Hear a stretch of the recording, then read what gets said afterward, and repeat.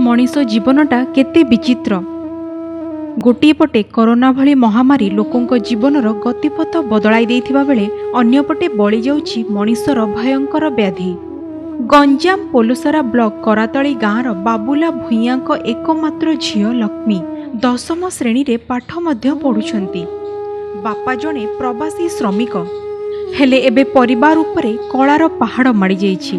कारण अजणा रोगरे पीड़ित लक्ष्मी। आंठुरे बढ़ुची मांस पिंडुलाटीर आकार देखिले डर लागिबो।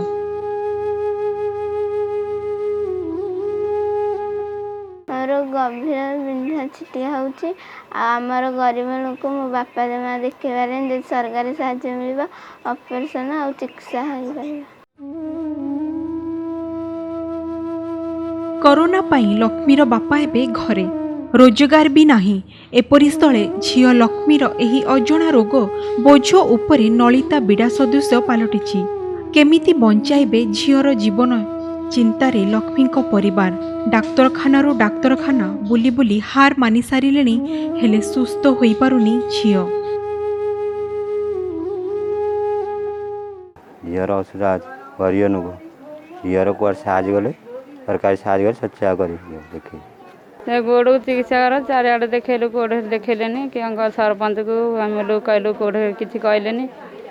आम गरीब लोक तो किसी खाया पीया किसी मिलिया को नहीं क्या करूँ। सरकार साहाय्य करेला आम पिला बंचिया कथा।